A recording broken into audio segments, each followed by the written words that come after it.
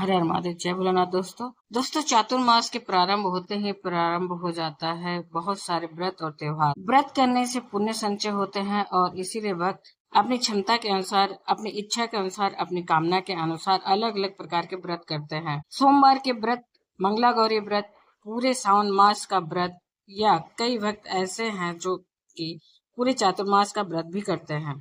व्रत जब भी करते हैं अपनी शारीरिक क्षमता और अपने स्वास्थ्य का ध्यान रखते हुए करें। चातुर्मास का पहला महीना होता है सावन। सावन का महीना और बहुत से भक्त हैं जो कि व्रत धारण करना चाहते हैं पूरे सावन मास का। आपका प्रश्न आया था कि पूरे सावन मास का व्रत अगर हम धारण करना चाहते हैं तो किस प्रकार से नियम पालन करना है, किस प्रकार से हम भोजन रखें, अपना किन चीजों को त्याग करें, दिनचर्या हमारी कैसी होनी चाहिए और कौन सी ऐसी वस्तुएं हैं जो भगवान को हम अर्पित करें, पूजा किस प्रकार से करें भगवान भोलेनाथ की, ताकि पूरे सावन मास के व्रत का संपूर्ण फल हमें प्राप्त हो सके। इस वीडियो में आपको सावन मास के व्रत की सारी जानकारी प्राप्त होगी। कब से व्रत प्रारंभ करना है, किस दिन उद्यापन करना है, किन चीजों का दान करना है, किस प्रकार से नियम पालन करना है, और जैसे कि महिलाएं हैं, अगर बीच में पीरियड आ गया और घर में कोई सूतक पातक पड़ गया तो किस प्रकार से आपको नियम पालन करना है, किन बातों का ऐसी अवस्था में ध्यान रखना है, सारी जानकारी आपको और आपके सारे प्रश्नों के उत्तर भी आपको आज की वीडियो में मिल जाएंगे। वीडियो को अंत तक जरूर देखिए और वीडियो अच्छे लगे तो लाइक जरूर कीजिए। पहली बार चैनल पर आए हैं तो सब्सक्राइब करिए, बेल आइकन जरूर दबाइए और अपने फ्रेंड्स और फैमिली में शेयर भी जरूर करिए। सबसे पहले बात करते हैं प्रारंभ कब से करना है।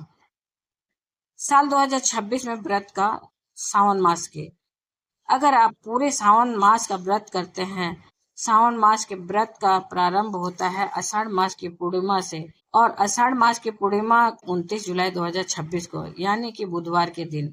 जो भक्त पूरे सावन मास के व्रत को धारण करेंगे या करना चाहते हैं, उन्हें व्रत का प्रारंभ 29 जुलाई 2026 से शुरू करना होगा और उद्यापन होगा उनका सावन मास की पूर्णिमा पर, यानी कि 28 अगस्त 2026 को आप अपने व्रत का उद्यापन करेंगे। पूर्णिमा से पूर्णिमा तक यह व्रत रहता है।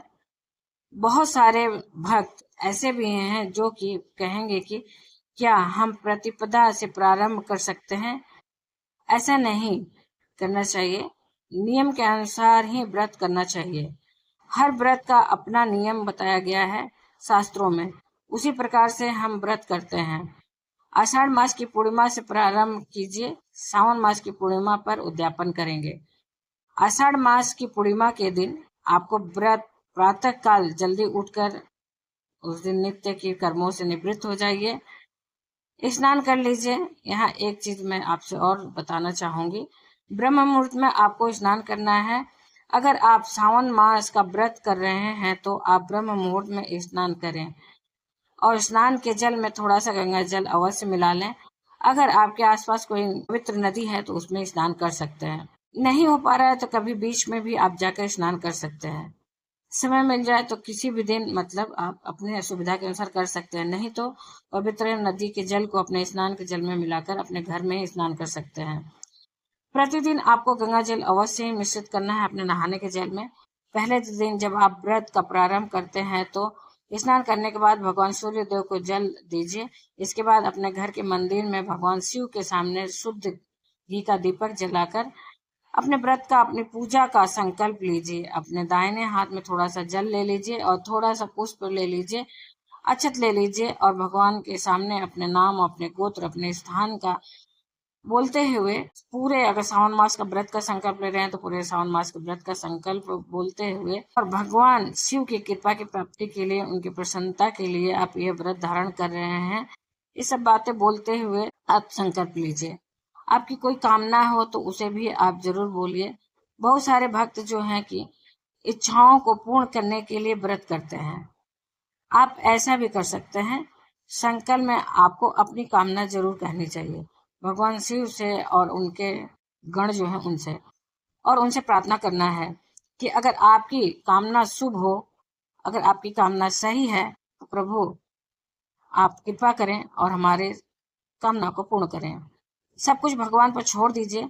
आपके लिए क्या ठीक है क्या गलत है भगवान अच्छी तरीके से जानते हैं, और जो उचित होगा भगवान उसका फल जरूर देंगे। अगर आपके लिए कामना हितकारी है तो भगवान शिव उसे निश्चित ही पूर्ण करेंगे, और पूर्ण ना हो तो भी भगवान पर संशय मत करिए, क्योंकि भगवान जो आपके लिए सही रहता है वही करते हैं। कहीं न कहीं भगवान आपको किसी कठिनाई से रक्षा करते हैं। श्रद्धा भाव से व्रत धारण करिए, और व्रत का संकल्प लेकर आपके हाथ में जो भी सामग्री है वो भगवान शिव को समर्पित कर दीजिए उनके चरणों में। संकल्प लेते समय आपको सबसे पहले अपना नाम बोलना रहता है दोस्तों, गोत्र बोलना रहता है और स्थान आदि बोलना रहता है। ये चीजों को ध्यान रखिएगा। अब फिर स्टार्ट करते हैं, शुरू करते हैं भगवान भोले। सबसे पहले गणपति की आराधना करते हैं, भगवान गणेश की पूजा करिए, माता गौरी की पूजा करिए, स्कंद भगवान, नंदी देवता, नाग देवता सभी का पूजा करिए, जलाभिषेक करिए। पंचामृत से कर सकते हैं, कच्चे दूध से, गन्ने के रस से, अंगूर के रस से, यानी कि आप अपने कामना जो है आपकी उसके अनुसार अलग अलग द्रव्यों से भगवान शिव का अभिषेक कर सकते हैं। विशेष मनोकामना है तो अपनी कामना के अनुसार भी आप द्रव्य से भगवान शिव का अभिषेक कर सकते हैं। आपको धन की कामना है, आर्थिक समृद्धि की कामना है, आप कर्ज से बहुत अधिक परेशान हैं, कर्ज मुक्ति के लिए, धनागमन के लिए, धन में वृद्धि के लिए प्रतिदिन भगवान का गन्ने के रस से अभिषेक करें। इस प्रकार का भी आप चाहें तो संकल्प ले सकते हैं।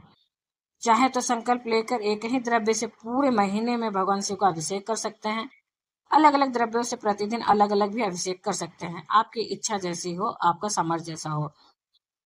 बाकी के द्रव्य आपकी अपनी इच्छा पर निर्भर करता है। किसी भी द्रव्य से भगवान शिव का अभिषेक कर सकते हैं।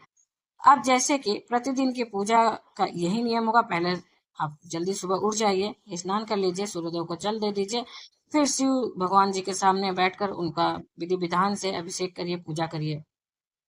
आप चाहें तो घर के आसपास कोई मंदिर हो तो प्रतिदिन मंदिर में दर्शन के लिए, पूजन के लिए भी आप जा सकते हैं, या फिर घर में भी प्रतिदिन पूजा कर सकते हैं। विशेष दिनों पर आप चाहें तो मंदिर जा सकते हैं। जैसे भी आपके पास सुविधा हो आप उस तरह का व्रत धारण कर सकते हैं, उसी विधि विधान से पूजा कर सकते हैं। सुबह और शाम दोनों समय आप अभिषेक कर सकते हैं। भांग, धतूरा, बेलपत्र, जो भी वस्तुएं आपके पास उपलब्ध हो उनको भगवान भोलेनाथ पे अर्पित करिए और पूजा करिए। भोग जरूर लगाइए, किसी भी वस्तु का हो सकता है, फल, मिठाई, मिश्री, गुड़, चीनी, किसी भी चीज से, शक्कर से, किसी भी चीज से भोग जरूर लगाइए, आपके पास जो भी चीज उपलब्ध हो। सुबह और शाम दोनों समय भगवान की आरती करिए, भोग दोनों टाइम लगाइए। इसके अलावा आप अपनी इच्छा के अनुसार पूरे महीने में मंत्र जप का भी संकल्प ले सकते हैं। प्रतिदिन 11 माला, 1 माला, 5 माला या फिर 21 माला का भी संकल्प ले सकते हैं। समय के अनुसार अपना समय को ध्यान रखिए, अपने काम को बाधित न करते हुए आप संकल्प ले सकते हैं। स्तोत्र का भी पाठ नियम करने का ले सकते हैं, शिव पुराण के पाठ का भी नियम ले सकते हैं। जो भी आपके पास जैसा समय हो उस अनुसार नियम ले सकते हैं, या विष्णु सहस्त्र नाम के भी पाठ का संकल्प ले सकते हैं। उस भगवान को, उस देवता को, उसी को समर्पित होता है। जब आप व्रत करते हैं दोस्तों, समझ लीजिए कि जब कोई भी व्रत करते हैं तो हमारा जो पूरा समय होता है उस भगवान के ही नाम जप, और पूरा समय हमारा उन्हीं को समर्पित होता है। भगवान शिव को समर्पित है पूरा महीना सावन। आप व्रत कर रहे हैं तो आपको इन बातों का भी विशेष ध्यान रखना है कि आपका जितना भी समय हो, आपके परिवार के कार्यों के बाद जो भी समय आपके पास बचता है, यह सारा समय आप भगवान को समर्पित करेंगे, और कार्य करते समय भी नमः शिवाय का जप करते रहिए। इस प्रकार से आप अपनी पूजा का नियम ले सकते हैं। अगर हम व्रत कर रहे हैं पूरे महीने का तो हम पूरे महीने में किसी प्रकार से हम अपना खान पान रखें, इसका भी विशेष ध्यान रखना चाहिए। अगर आप संकल्प लेते हैं पूजा का तो इसमें कई भक्त हैं जो पूरे महीने फलाहार करते हैं, पूरे महीने वह अन्न का सेवन नहीं करते हैं। अगर फलाहार कर पाते हैं आप तो करिए, नहीं तो आपको फलाहार नहीं अगर संभव है तो आप सात्विक भोजन लेते हुए भी आप पूजा कर सकते हैं। सेंधा नमक से भी आप भोजन ग्रहण करके कर सकते हैं। जैसे कि फल ले सकते हैं, या फिर आप चाहें तो दूध ले सकते हैं, चाय ले सकते हैं, जूस ले सकते हैं। इस प्रकार से आप जैसे भी आपका हो उस तरह से आप कर सकते हैं। आप कुट्टू के आटे का या सिंगाड़े के आटे का सीधा नमक के साथ भोजन भी बनाकर, रोटी या फिर जो भी आपसे बन पड़े खा सकते हैं। दूसरा तरीका यह होता है कि आप एक समय फलाहार करें।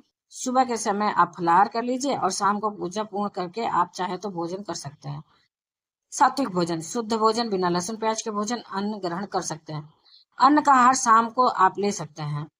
आप चाहें तो पूरी तरह से फलाहार भी कर सकते हैं, या फिर एक समय का फलाहार, एक समय का अन्न ग्रहण करना, या फिर पूरी तरह से सात्विक भोजन लेकर भी आप व्रत का धारण कर सकते हैं, पूजा कर सकते हैं। इन चीजों को आप अपने सामर्थ्य के अनुसार कर सकते हैं। अब अगर आप सात्विक भोजन ले रहे हैं तो क्या नहीं खाना चाहिए? लहसुन प्याज, मसूर की दाल और साथ में साग, बैंगन, जिन सब्जियों में कीड़े पड़ने के चांसेस होते हैं दोस्तों, पत्तेदार सब्जियां जैसे हो गए, उन्हें नहीं ग्रहण करना चाहिए। सारे भक्त ये भी प्रश्न करेंगे, क्या हम हरा धनिया खा सकते हैं? करी पत्ता डाल सकते हैं? जी हाँ, आप इन चीजों को प्रयोग कर सकते हैं। साग या फिर हरी पत्तेदार सब्जियां जो होती हैं, बंद गोभी होती है, इन सब चीजों को नहीं लेना चाहिए। यहाँ बहुत सारे भक्तों के प्रश्न आते हैं कि अगर हम सावन के महीने में व्रत धारण करते हैं तो क्या दूध का सेवन नहीं करना चाहिए? दूध नहीं पी सकते हैं? बिल्कुल पी सकते हैं। जैसे कि अलग अलग चीजों का हम त्याग करते हैं, जब हम कोई भी चीज संकल्प लेते हैं त्यागने का, तब हमें छोड़ना चाहिए। आप चाहें तो इस प्रकार से भी त्याग कर सकते हैं। आप दूध नहीं लेंगे पूरे महीने में, इसका भी संकल्प ले सकते हैं। अगर आप त्याग नहीं करना चाहते हैं तो कोई बात नहीं, आप ले सकते हैं, ऐसा कोई दोष नहीं है। मास का व्रत करते समय आपको इन बातों का विशेष ध्यान रखना चाहिए। खाने का एक नियम रखिए, कितनी बार खाना है यह आपको ध्यान रखना है। हर समय मुंह जूठा नहीं करना है, यह भी आपको ध्यान रखना है, नहीं तो व्रत खंडित होने लगता है। आप नियम बना लीजिए कि प्रतिदिन आप सुबह की पूजा कर लेते हैं, पूजा के बाद आप कुछ खा लीजिए, फलाहार इत्यादि। दोपहर में भी आप चाहें तो फल इत्यादि ले सकते हैं, और फिर शाम को अपना एक समय निश्चित रखिए। भगवान की पूजा करने के बाद आप अन्न का सेवन कर सकते हैं या फिर फलाहार ले सकते हैं। जैसा आप नियम धारण करते हैं वैसा कर सकते हैं। खाने का नियम और समय निश्चित रखिए। हर समय मुंह जूठा मत करिए, नहीं तो व्रत उतना फायदा नहीं देगा। पूजा की विधि आप जानना चाहते हैं तो चलिए हम बात करते हैं दोस्तों। ये तो खाने का नियम रहा। अब बात करते हैं कि अगर पीरियड है, सूतक पातक है, तो आप व्रत कैसे करें। अगर आप व्रत का संकल्प एक बार ले लेते हैं, प्रारंभ भी कर लिया है व्रत, पूर्णिमा से व्रत को, उसके बाद अगर आपके पीरियड आते हैं या घर में सूतक लगता है, आप अपना व्रत उसी प्रकार से धारण कर सकते हैं। बस आपको पूजा नहीं करना है। आप व्रत धारण किए रहिए, बस आप भगवान को स्पर्श नहीं करेंगे, आप भगवान को छूकर पूजा नहीं करेंगे। मानसिक रूप से आप मंत्र जाप कर सकते हैं, मंत्र मोबाइल पर भी सुन सकते हैं। आप पीरियड में है तो, या फिर आपके घर में सूतक पातक पड़ा है तब भी, उसमें आप पूजा से छूकर भगवान को स्पर्श करके नहीं करेंगे। अगर किसी की मृत्यु हो जाती है, पातक लग जाता है घर में, तब ऐसी अवस्था में आप मोबाइल पर मंत्र नहीं चला सकते हैं। अगर कोई बहुत करीबी है तो उसके जाने का दुख भी होना चाहिए, और होता भी है। ऐसे में आप बहुत दुखी होते हैं तो आप मानसिक रूप से भी मंत्रों का जप नहीं कर पाते हैं। ऐसे में आपके व्रत खंडित हो जाते हैं। कोई बात नहीं, इसका दोष फिर आपको नहीं लगता है। भगवान से क्षमा प्रार्थना कर लीजिए। अगले साल सावन में फिर से आप व्रत कर सकते हैं। लेकिन अगर सुबह का सूतक मतलब किसी को बच्चा जन्म हुआ है या फिर पीरियड है, तो आप अपने व्रत उसी प्रकार से रखिए। स्नान नियम इत्यादि सब कुछ रखिए, खाने का नियम रखिए, कुछ उसी तरह से करिए। गंगा जी का ध्यान करिए, स्नान करिए, मंत्र जाप मन से करिए, सिर्फ भगवान को स्पर्श नहीं करेंगे। प्रतिदिन के दान का नियम भी आप लेना चाहें तो ले सकते हैं, ये भी अत्यंत आवश्यक होता है दोस्तों। जब हम रोज दान करते हैं तो उसका फल बहुत अधिक प्राप्त होता है। आप चाहें तो उद्यापन वाले दिन भी दान कर सकते हैं, पूरे इकट्ठा। दोस्तों, आप अपनी जरूरत और अपने सामर्थ्य और अपनी इच्छा के अनुसार इन चीजों को कर सकते हैं। तो ये तो रहा पूजा विधि, दान की विधि, भोजन ग्रहण करने की विधि। उम्मीद करते हैं दोस्तों ये वीडियो आपको अच्छी लगी होगी। अगर तनिक मात्र भी अच्छी लगी होगी तो लाइक जरूर करिएगा, अपने फ्रेंड्स और फैमिली में शेयर करिएगा। आप पहली बार मेरे चैनल पर आए तो मेरे चैनल को सब्सक्राइब करिएगा, बेल नोटिफिकेशन अवश्य ही दबाइएगा, जिससे कि आने वाली वीडियो आपको समय से प्राप्त हो सके। कोई भी जानकारी हो, प्रश्न हो तो आप जरूर कमेंट बॉक्स में लिखिएगा। फिर मिलते हैं दोस्तों एक नई जानकारी के साथ, तब तक के लिए हर हर महादेव, जय भोलेनाथ, जय बालाजी, धन्यवाद दोस्तों।